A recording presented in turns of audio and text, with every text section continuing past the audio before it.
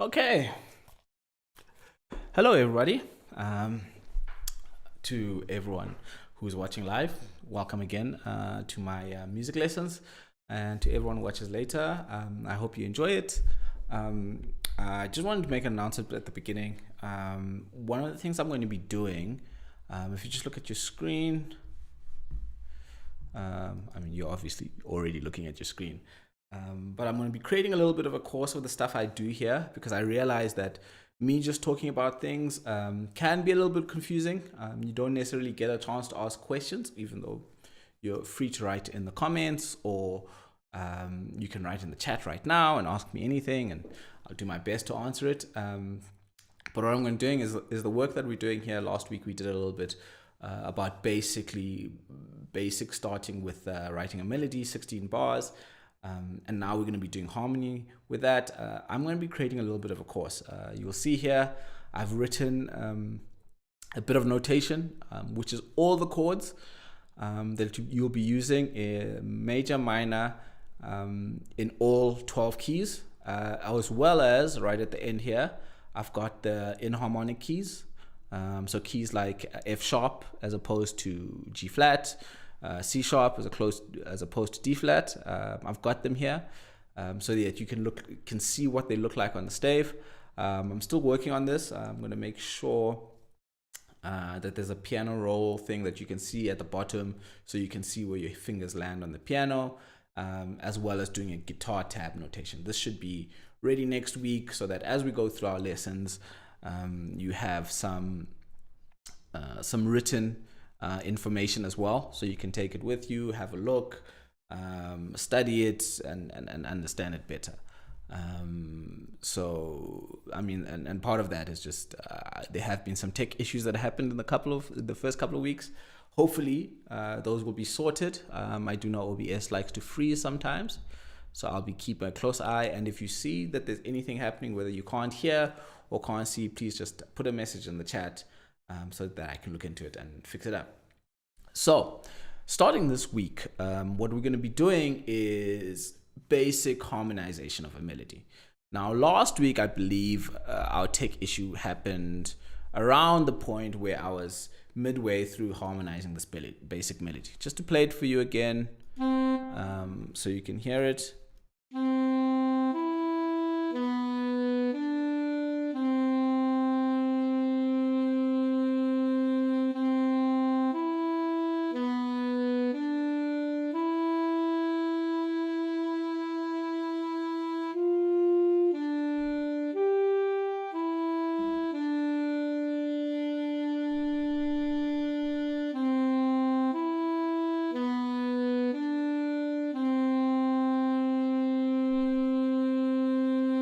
Okay, so that's the basic 16 bar melody that we came up with.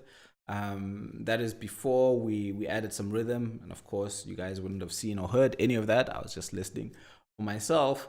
But I've decided to go back on this and start principally again in terms of understanding harmony. And what I'm going to be working through today is two types of harmony. One is called triads and the other called quartets. This is a very slight distinction, but what it essentially means is harmonizing with 3 notes versus harmonizing with 4 notes. And that will basically take you through 90% of any music that you do. I don't really do harmony with 5 or 6 notes at the same time. If I use a 5th note, I usually leave out a note, and there are techniques around that which we'll cover in a separate lesson. And if sometimes, occasionally, it sounds nice to just have 2 notes. But most of the time, you are going to be either going in between 3 notes or 4 notes. Now, if you'll remember from last week's lesson, what we started with, and let's just go and look at these chords, was the idea of working with just the white notes. You'll see that on the left of your piano roll. So in C, these notes. Starting from C4. So those are the 7 notes. An 8th note is another C. The 7 notes of the C major scale. All white, very easy to understand. And what you want to do is start building chords from those white notes. And one of the things I said when I started last week was really what you want to do is use a technique where you skip one note and then build on that. So if I have a C, the next note is D, I'll skip D and I'll play E. And those will be my first two notes that are harmonized. That's my major third interval, and I explained that just now. And then I'll go F and I'll skip F. The next note is G and I'll play G. And that is your C major chord, playing two C notes at the bottom. And you can use this technique throughout the C major. So if you start on D, the next note is E, you skip E, go to F, C, D and F. Then your next note you skip is G, you play your A, you get your D minor chord. And I covered this a little bit last week, but that's just all the way up the scale. It's F major, G major, A minor, B diminished, and then we are back at C. So a real question that you have is when you're harmonizing your melodies, which chords do you use? What's the appropriate thing, you know?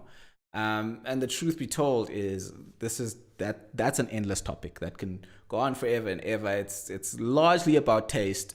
But what I'm going to be doing here today is really giving you the basics. What are the strong chords? What are the weak passing chords? And how do they often work together? So going back to our melody. We'll see on our melody, and we did this last week a little bit, is that our melody starts on the note C. For anyone who doesn't know, when you are dealing with notation, this line here underneath this, what is called the stave, is C, right? And then the space is D. Then the next line is your E. Your next space is F, line G, space A, line B, and then you get back to C. So when you start your melody, and there are two techniques you want to use here, or you want to think about, is either you're going to be harmonizing your whole bar with one chord, or you're going to be harmonizing each note with its own individual chord. And we're going to look at both techniques. The first thing I'm going to do is do the bar example where we harmonize a chord per bar, and I'm going to start by adding, whoops, where is this? Disappeared.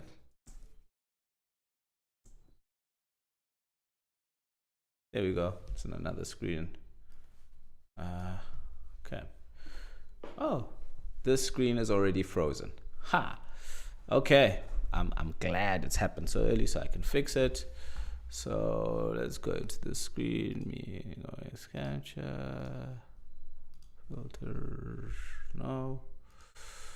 What is?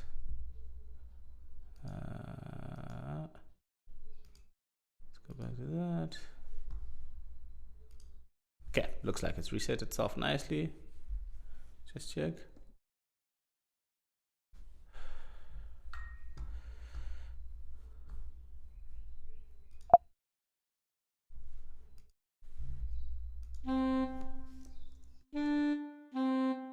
It's reset. Okay, so what we want to do is first add a piano part. And again, I'm using Sibelius first. There's a link to it in the description.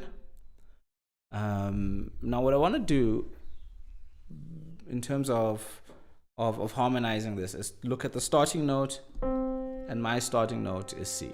Now I also know that we are in the key of C. Now in every key, Just quickly going back to our chords of the major. See, this first bit is actually in C. Just focus in here, from this C to the C major 7. This first bit in C.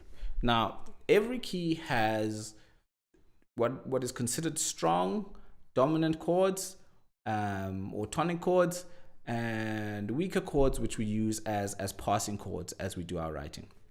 The strongest key, the strongest chord in any key is your C chord. Okay, if you're in the key of C, if you're in the key of D, it's going to be the D chord. If you're going to be in the key of A flat, it's going to be the A flat.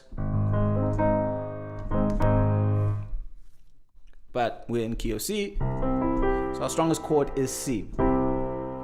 And our next strongest chord are the 4th and the 5th key. So if you go up your scale, C, D, E, then you go to F. F is your 4th, it's your next strongest. It's not your next strongest, it's your 3rd strongest probably. Sounds like that. And your strongest, second strongest is your G. And these chords are strong because they're the furthest away from the tonic chord, which is your C, and give a strong pull back to C. So many musicians will tell you that when you're playing, you're dealing with a 1-4-5 progression. It's something that sounds like this. It's your first chord, your 4th chord, your 5th chord, and then back to your first chord. That is what is called a 1-4-5 progression. Now, looking at these chords of the major keys, what you're dealing with is your C chord here is your first one, 2, 3, 4 is your F chord, and your G chord. These are the 3 strongest chords in your key. And what you want to do is, whenever you're harmonizing, you want to target these chords. And major shifts in your music, or where you want your music to land strongly, you really want to land on these chords. So going back to our melody from last week and harmonizing it, we see straight away that our starting note is the C, right? So what we want to do is harmonize that with our strongest note in the chord, strongest chord in the key, which is C. So writing that out,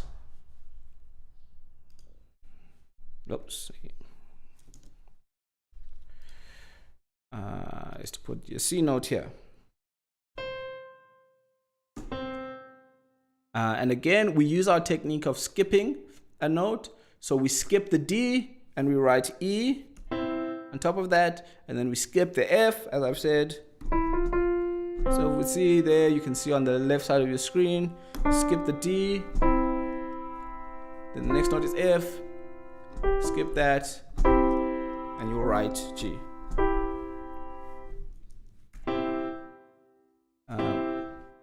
And that is your first chord. Done. C chord. Now, going into our next bar, what I like to do, and as I've said, these 3 chords, your C, F, and your G, are your strongest and the ones you want to target. So when I write music, I tended to skip middle bars and start looking, where am I targeting? So if I see here, there's 2 notes in this bar, 2 notes in this bar, and there's this long note that I've written in the 3rd and the 4th bar. So that's really my target. So what I want in that 4 bar is either a C chord, an F chord, or a G chord, right? So when I look at this, I look at the note and it's another C. And the question I ask myself is, which chords have this note, C? Going back to our diagram, you will see here, though it's up an octave, both F and C have a C note. So I have 2 choices here. I can either land on C or I can land on F, right? So I can either land on C or I can land on the F. What I'm going to do as because this song is not done, and what's really nice is to land on the same chord at the end of the song. What I want to do is I'm going to land here on F rather. So I'm going to put an F chord here because it's got the F, it's got the C, then it's got the F, and it's got the A.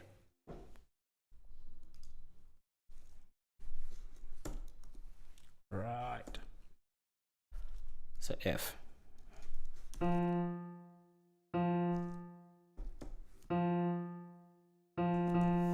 Now, with that done, I hope you can see here, I usually write my F like this for you guys. That's the C up an octave, but this is what it looks like when that note is down an octave. It's there. So I've gone from C here, and I've gone to F here. One thing I notice here is that these two notes, the B here and the D here, what chords do those exist in? So I go back to the chords on the major scale and I have a look here. There was a D and a B, right? B here, D here. Now I already noticed that on my G here, so I always look at the strongest chords first. C, F, and G. And I already noticed that on the G, I've got a D and a B. For anyone who doesn't understand, if I put them down an octave, there they are. Your B and your D. Right? So I know that this middle chord can actually be G. 3, 4, 4. So my current chord progression sounds like this.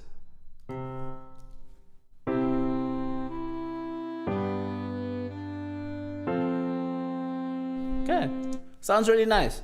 And all I've done is I've used my 3 major dominant chords or tonic chords, C, then I went to G, F, right? And because the next part of this melody is exactly the same, you could actually just repeat all of that, right? You could do a repeat. But let's say you want to make it more interesting. Let's say you don't want to necessarily repeat the chords. You want to give some interest into your melody, so you don't necessarily want to repeat your harmonies the same.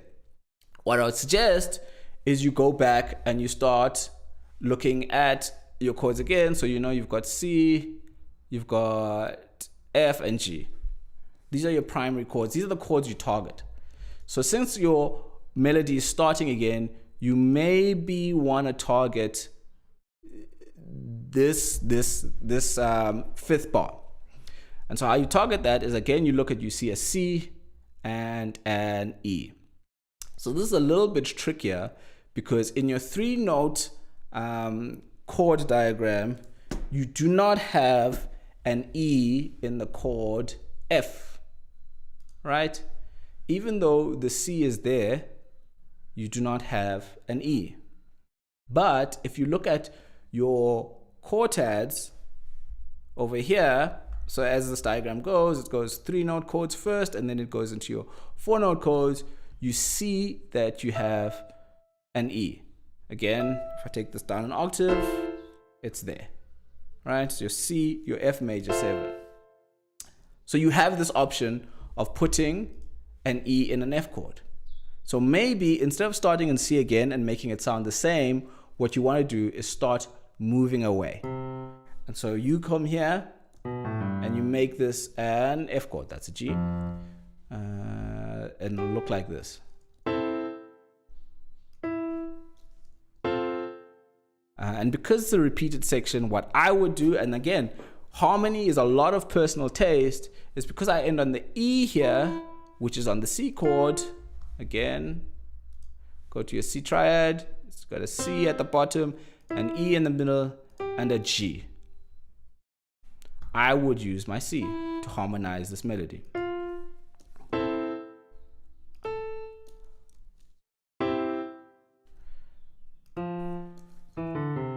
Let's hear what it sounds like.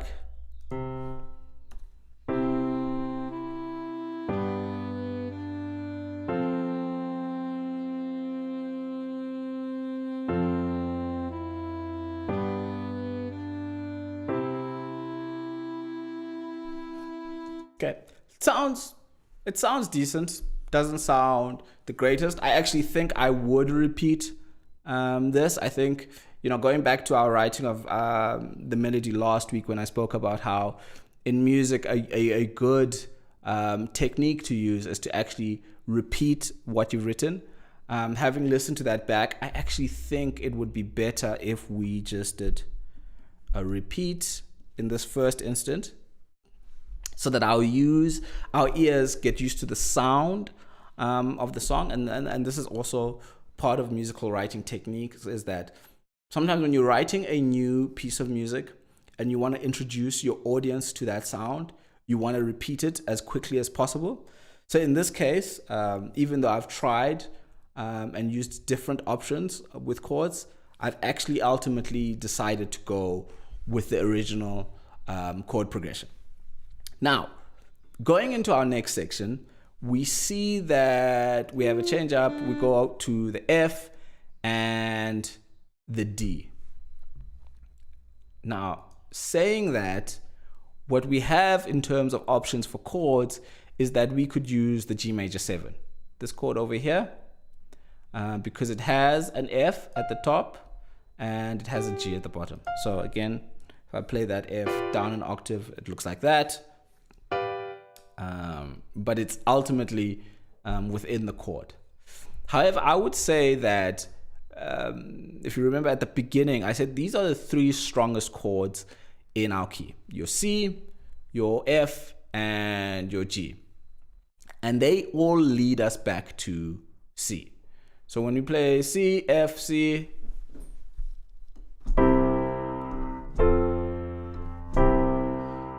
it's got a nice resolution there. Same with the C, G, C. So ordinarily, I wouldn't select a G chord in a new section unless I'm trying to head back to C, which you can see is something I'm doing later on in the piece of music, right at the end. The last note is your C. So what I'd rather do is start looking at my passing chords. Now, we know that the strongest chords are the C, the F, and the G, which lead back to C. Now, what I want to look at is what we consider passing chords. And these are your minor chords generally in your key. You've got your D minor, E minor, and your A minor. And the significant thing about these chords is that these chords don't ever really feel like they're landing. You don't feel like you are secure when you land here. It feels like you're going somewhere, which is why it goes so nicely to that E, and you can land on, right? C will always be your home in the key of C. And so in the second bit, in this second section, we're quite literally, when you see our 16 bars, I'm going somewhere else. I want to make it feel like I'm going somewhere else. What I tend to do is start using my passing chords here. So here we've got an F and a D. Going back to our chords here, we can see that in our D minor chord, it works really nicely with those 2 notes. So I might start by putting a D here, the D chord.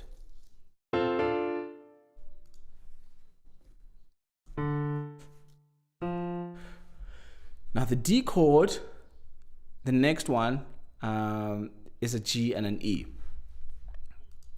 Now remember how I said our main target is always C. I could actually just go down, right? But that feels kind of strong for me. To go from the D chord down to the C, because the notes are in C of the next of the next part of the melody, I rather want to make it feel like it's moving. That's what my ear is telling me. That's kind of what I want to do. So a technique to do that is to look at these chords and move to another passing chord. Now I've got a G and an E here, and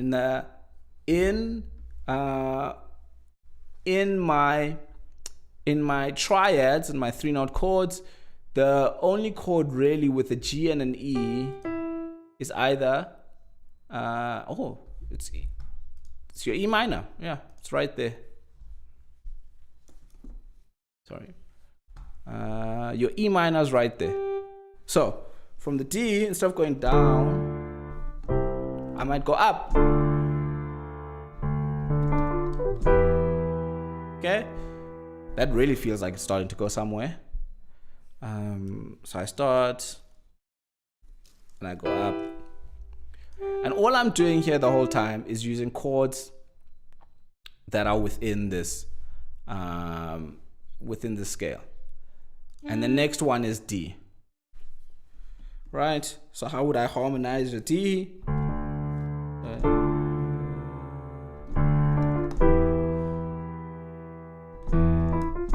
I can go back down to the C, right? To the start of my melody. So I've got two options here, because the last long chord here is gonna have a D in it. So I have two options. One is I can go down like I did now, which is starting on bar 9 over here, is to start on that D minor, go up to the E minor, go back down to the D minor, because D minor obviously has D in it. Stay there for the 2 bars, and then start this progression again. Let's just put this progression in here.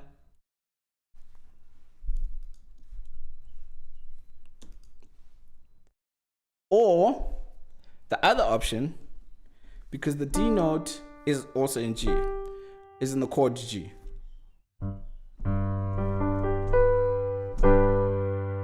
Right? And as I've said, G is the strongest chord that resolves you back down to your C. So the second option I have here is to start on the D minor, go up to the E minor,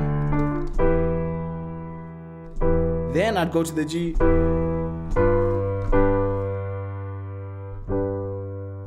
and start on C.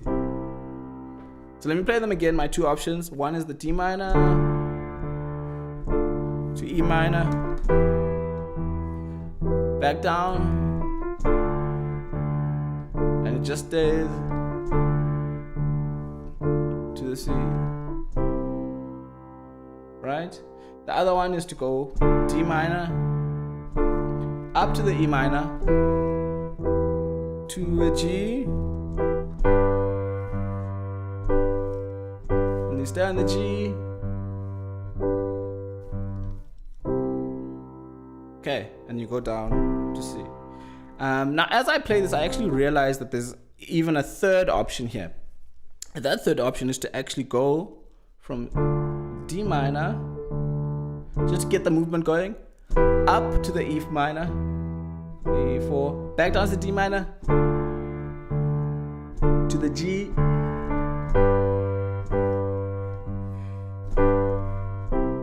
and I think I'm actually going to go with that one. I think I'm going to go with that one, just to keep the movement going in the chords, because I've got a 2 bars of a stagnant note. So I'm going to take this D minor, repeat it here, so we go up, and then over here I'm actually going to go with the G. Got the D in the chord. Whoopsies, that's not the chord. Should look like that, and a G. And just to make it easier, I'm going to write these chords out. This is a C over here.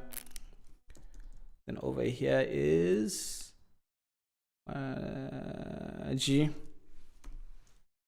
Over here is an F. Just for my own right. Come on, K, C. Come on, K, G. This is F. Here, we've chosen to go with a D minor to the E minor.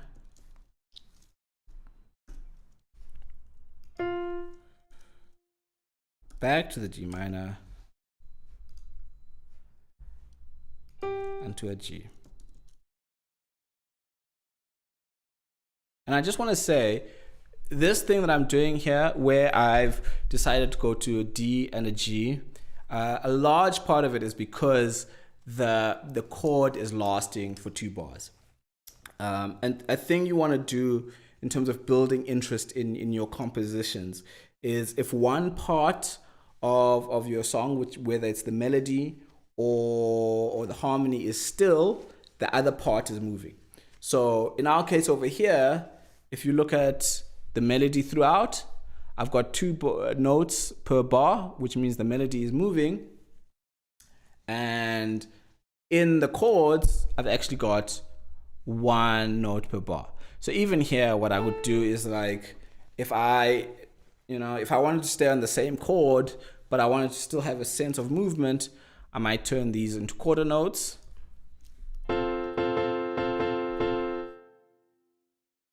In fact, no. Let's keep the same rhythmic scheme. Half notes. And so while there is a note that is still in the melody, there's movement in the harmony. This is just a good thing to always be thinking about. If one thing is still, another thing is moving. Cool. I would do it like this.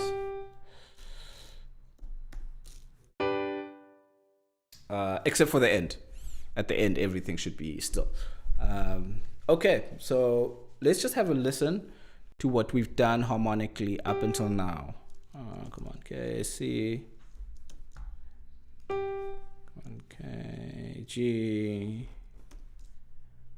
Okay.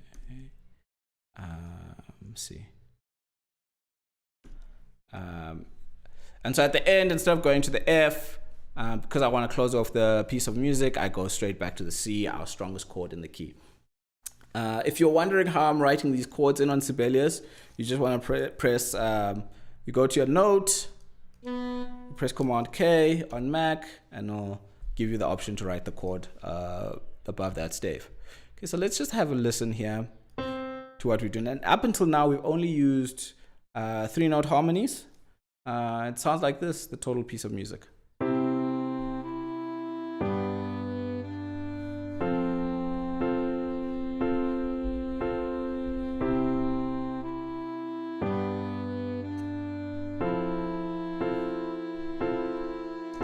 Okay.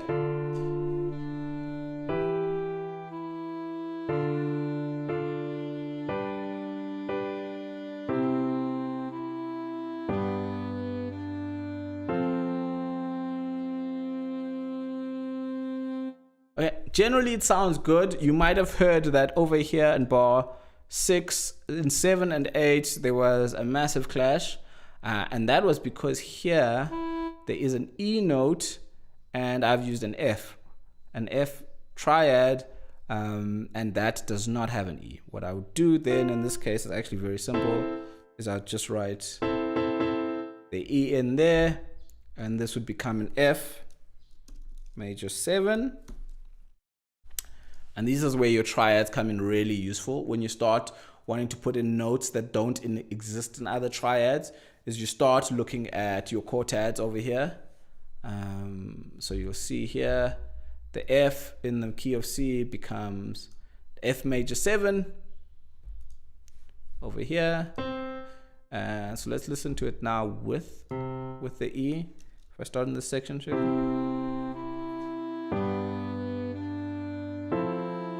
Okay, that sounds way better already.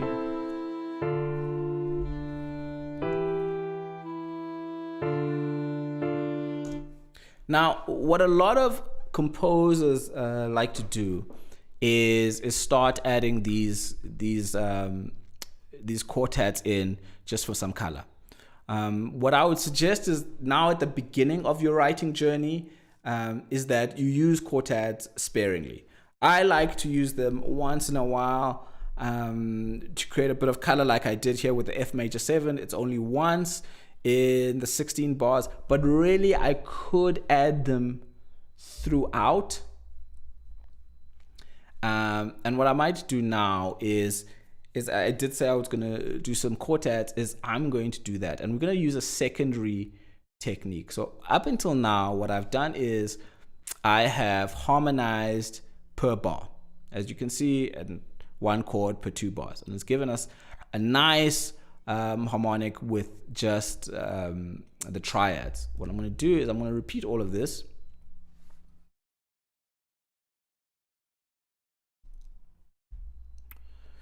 Over here.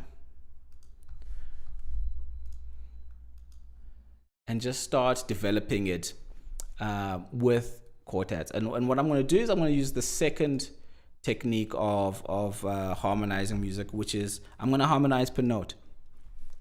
And where this comes in particularly handy when you're writing is when you're writing for vocals. So vocals get really boring, especially when you have lyrics. It becomes very difficult for one person to sit on a note for a bar while another person is singing per beat. So what you want to start doing is start understanding how to harmonize per note, so that you can start creating vocal lines that where everyone is singing the melody and singing the words at the same time. So I'm going to give an example of this. So I'm going to take this melody of 16 bars and I'm going to put them in the piano. Just for some heights, I'm going to put them up an octave. One of the reasons I do this is when you're harmonizing for vocals, likely you're going to have soprano, alto, tenor, bass. It's really boring for sopranos to be singing your middle C's on this. It's more comfortable for them to sing about an octave higher from where this melody is. And again, I'm actually going to start with my C. And so we're going to say the first top stave is your soprano and your alto, and then the bottom is going to be our tenor and our bass. Again, it's G. Let me copy the chords actually first, and see how you would do this with the same chords I used before. Is there a filter? Oh no, there's no filter. Okay, so there's no filter in Sibelius first. I'll just write them out again. Okay, C, chord first, C, G, F, C, whoopsies, come on, K, F, all right, C, no, it's G, then it's F, then here,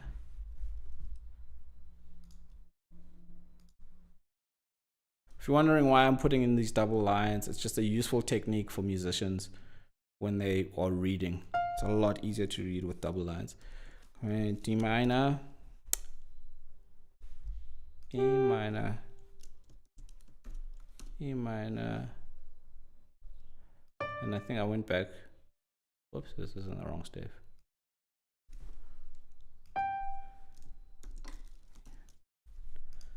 A minor, D, G,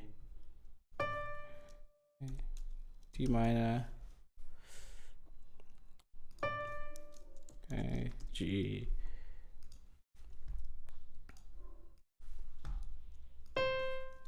okay, C,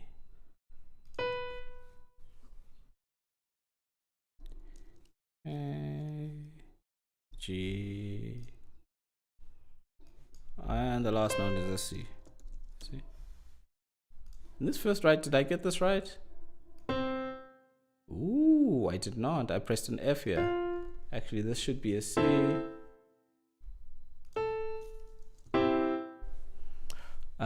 Okay. So how we would harmonize this is, you know, you're starting with your G, and we're going to start introducing a thing called voice leading here. I'll explain it as I go. But your top note is your C. Your next note in the chord that's available to you is G. And so what you want to do is immediately put in that G. And at the top, your next note that's available is E. And what I mean by next note available is if you look at your chord, C,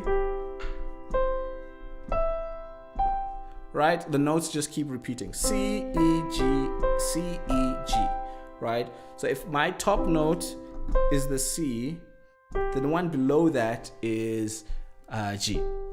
So when you start writing for vocals, what you want to do is just write that.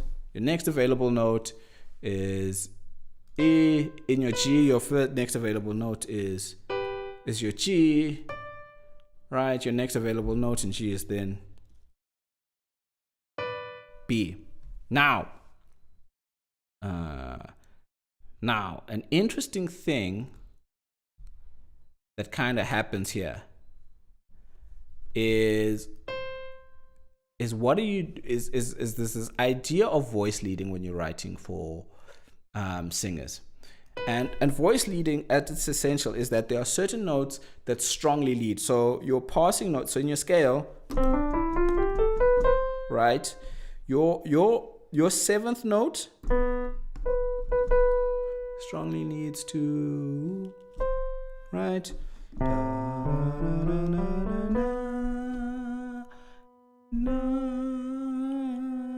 so in the key of C, if you ever see a B, the next note you want to write for that singer is G. And then the two that are really strong are the B and the E.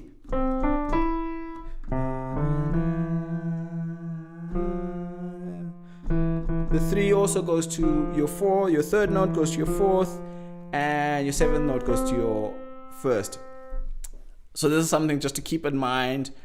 So when I'm looking here, let me just change up the view a little bit. When I'm here and I've got this D, and the top note is D and it comes down to the C, what do I do with this B? Because the B also goes to the C. What I would suggest is just have these two vocal parts hanging on the same note, right? Then you start again, so they both go to the B. It'll create a really strong push to the C there, and then back to the C. Your next available note again is your G.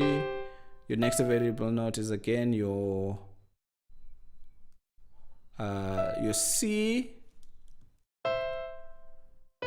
G in this case. Next available note is your B. And again, for anyone who's just kind of jumped on late, I will make a lot of the stuff that I'm writing down available in PDF fashion with notes and instructions so that you can look back on it. It'll be ready next week. And again, your B goes to your C. And this time it's a harmony because your sopranos go up to your E here. This is the major 7. I mustn't write major 7 chord. Right? Now, what do we do in our basses and our tenors? What I like to do is really start with basses. The basses are always the simplest. Your basses will either sit on your C, your root note, or they'll go to the third.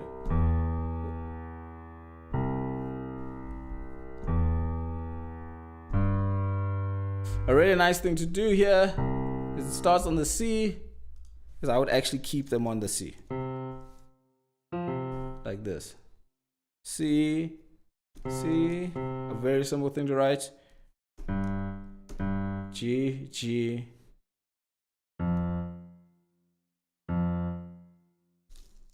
Okay, we're writing for singers, so again, we want them to sing all at the same note at the same time.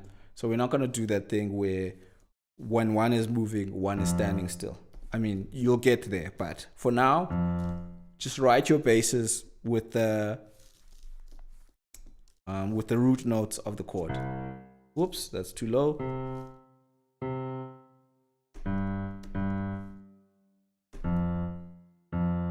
Okay. Right. And just with that, this is what it sounds like.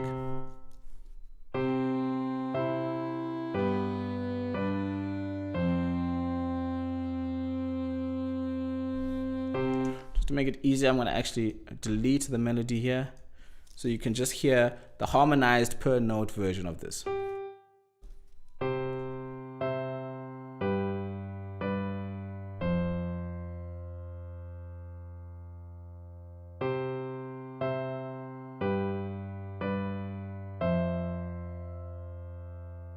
Okay, great. Now, what I want to do is actually fill in the missing note. So we know we have a C. We have two C's that I've written here.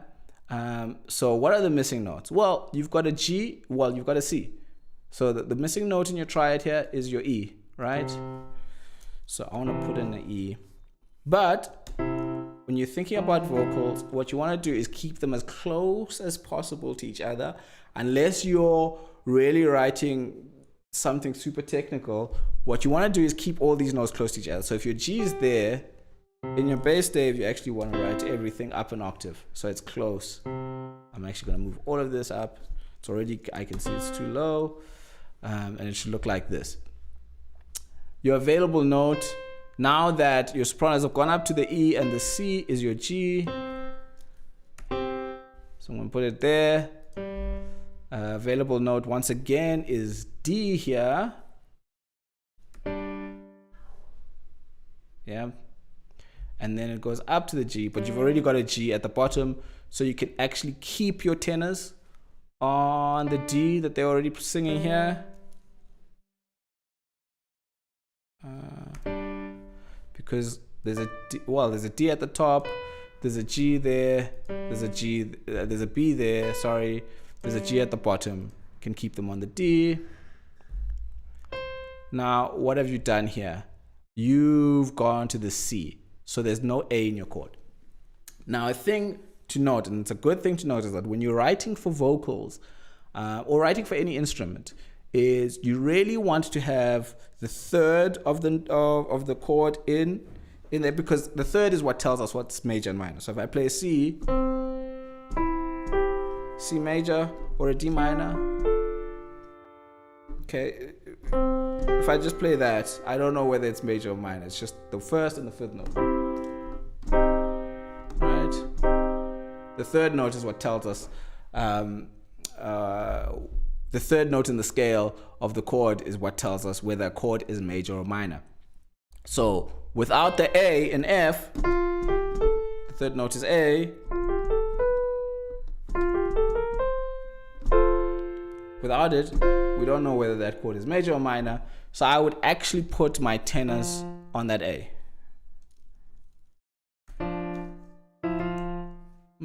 That's a C, D, E, F, G. Put them all the way up here. And then I'd move my basses up even further to that F there. Just thinking. Might end in practice actually splitting the tenors. Okay, and then again our available note is the E and then the G.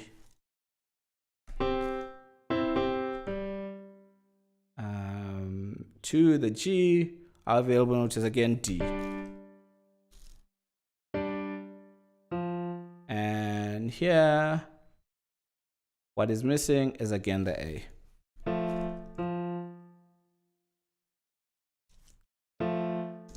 I put the A up an octave because you don't really want a huge gap between your tenors and your altos.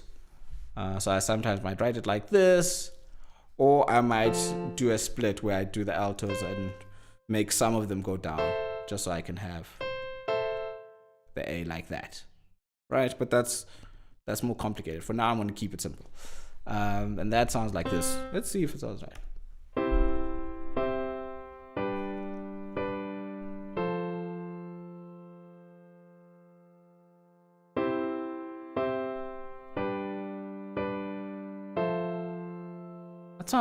That sounds good. Okay, harmonized across the board, and then I would do a similar thing, almost repeat it at the end here. But just to remember our missing notes, available notes on our C is G. Do we have an E here? Yes, we have. It's at the top. C, G, B, and then we, in our tenors, there's a G, I would put an E. The E is missing. And then the middle part, our next available note is obviously G, D, and here it's A. I would put it as an E. It's a B. A. A here. Whoops. No need for this. A going down to G. Right. And at the bottom again, we're simply going to use our D's. E, G, G. I'm going to use G up because we see where our ranges of all our voices. And this is already so high here that I'm actually going to put this whole thing up. Looks like this. Here from our basses, we've got an F, so I might put this as an A. A in the tenors. That's really high for tenors, by the way. It's really, really high, so you have to have some strong tenors. And I'll do a thing where we actually work on voices and where to compromise. But I'd start here. I might actually just put the altos down to the A. So I might do, because of how high it is, I might do this where I move the altos down to the A and just have the tenors double the F. I'm actually going to do that because that's really high. So the altos sit on the same note. And then F. This is also really high. I'm going to do that. I'm going to fix this. E, which is kind of high for baritones, but they should survive. The G, I'm going to give them the G here and keep them on the G. Then F. F, and we don't have a B, so I'm going to put a B here.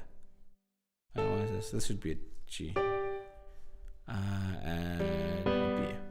Just want to come back on this. I'm actually going to move. I'm actually breaking rules here, but I'm breaking rules. Oh, no. What I'm going to do here is I'm going to double. So there needs to be a group of your altos that goes up to the C. But I want the A as well because it's far too high for tenors in general. And I'm gonna put these guys on a C here. Do the same thing here, put them on the C. And have the altos come down to the A. But I would still have a certain section of altos go up to that C because it needs to feel that needs to happen. Okay, let's just have a listen to how this melody now.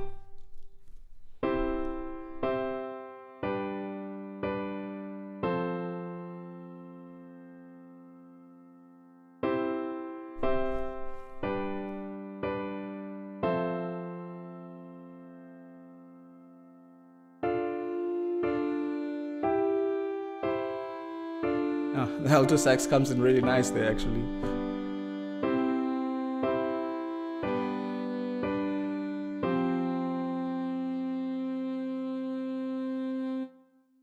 Okay. It's an F over C, actually. That chord is wrong.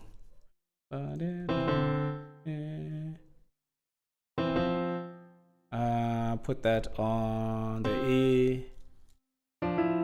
Put that on the C. Create an F over C.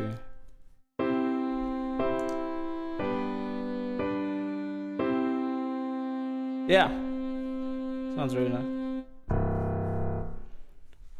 Okay, so those are the two ways really of your harmonizing a melody. You're harmonizing over a bar, or you're harmonizing over each chord. So if you like that, the next course I'm going to be doing is I'm going to be working on the melody. I'm going to be actually making the melody more lively, less stagnant, moving per 2 beats or per bar. And we're really going to grow this. I'm actually going to use this one melody to grow this into teaching you how to make a melody better, then into adding a rhythm section. We're going to add horns, and we're going to add strings by the end of next week. And again, this will all be available for you to download in notated software, in notated format, with instructions and how to make it better. I really hope this course has been useful for you, or this lesson has been useful for you. Again, there are links in the description for any doors that you might want. Sibelius First is also available there if you want to start writing out notation.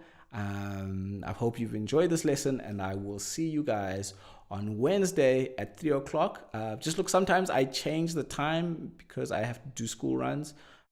School has come back now, which is why this is a little bit earlier than expected. But yeah, it should be 3 o'clock on Wednesday. But the kids are going to school for the first day, so I might be able to be doing the pickup. So just make sure you check that time. And on Wednesday, we will start, as I said, to work on the melody, to make the melody better. And I'll actually do a bit of bass line for this as well. Hope you have a good rest of your day. Cheers.